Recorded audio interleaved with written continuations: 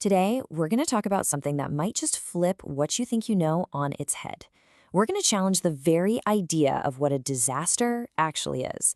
Because, well, it turns out the way we've been looking at them for years might be all wrong. So let me ask you this. When is a flood not a disaster? I know, it sounds like a trick question, right? But the answer to this question completely changes how we think about crisis and how we help people. Stick with me, because by the end of this, you'll see exactly what I mean. All right, first things first. Before we can tear down the old ideas, we need to lay a little groundwork. So, what do we even mean when we say disaster risk management?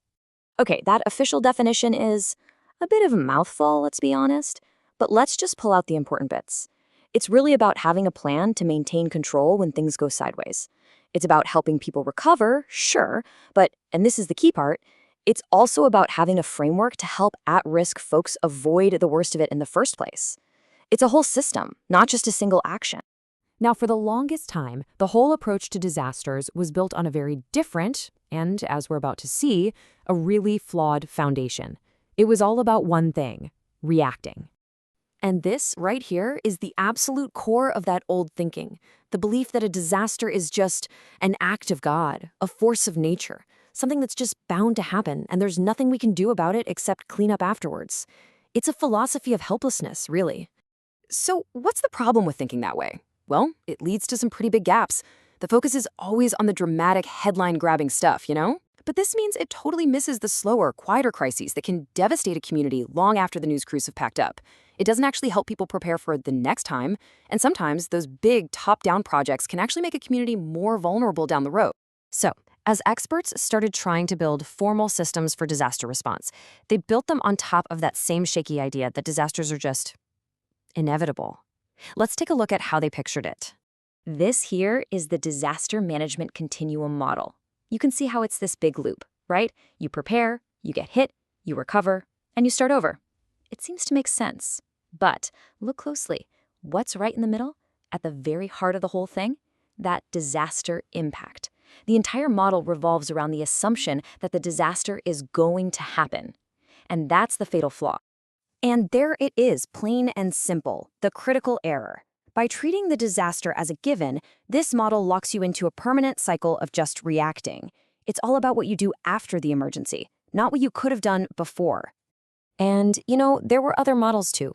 They looked different, had different flows, but it didn't really matter. Whether it was a circle or looked like a bunch of gears, they were all built on the exact same broken premise, that disasters are just something we have to sit around and wait for. But then, something shifted. A new way of thinking popped up that completely turned everything on its head. This is the real aha moment of our story. Okay, let's build this new idea together, piece by piece. First, you've got your hazard.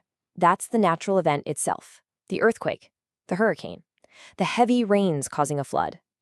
By itself, it's just a thing that happens in nature. Now, here comes the second piece of the puzzle, and this is the absolute game changer. It's vulnerability. This part isn't about nature. It's about us. It's about the human conditions. People living on a floodplain because they have no other options, or a community not having an early warning system. And here's where it all clicks. A disaster isn't the flood. A disaster is what happens when that hazard, the floodwater, slams into vulnerability, that unprepared community. They have to collide. Think of it like this. If you have the hazard, but no vulnerability, you don't get a disaster. It's a stunningly simple yet powerful idea. So let's just boil it all down to this one simple but totally revolutionary formula.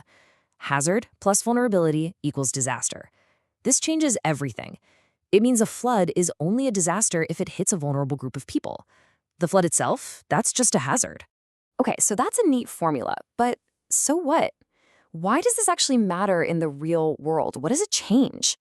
Well, it changes pretty much everything. Let's make this idea of vulnerability real. It isn't some abstract concept. It's families living in harm's way. It's not getting a simple text alert about a coming storm. It's basing your whole life on crops that a single flood can wipe out. It's a town that doesn't have the basic tools or training for search and rescue. The good news? These are all things that we can actually change. This really spells out the huge shift in thinking. The old way was all about sending help after the damage was done. The new focus is all about reducing those vulnerabilities before the hazard even shows up. Look, we can't stop the rain from falling, but we can help a town build a flood wall. We can't stop the ground from shaking, but we can help build stronger houses. We move from reacting to reducing. And what this really does, in the end, is it reframes the entire conversation. We're not just talking about emergency response anymore. We're talking about long-term sustainable development. It's a move away from just giving aid and toward true empowerment. So that leaves us with one last, really important question to think about.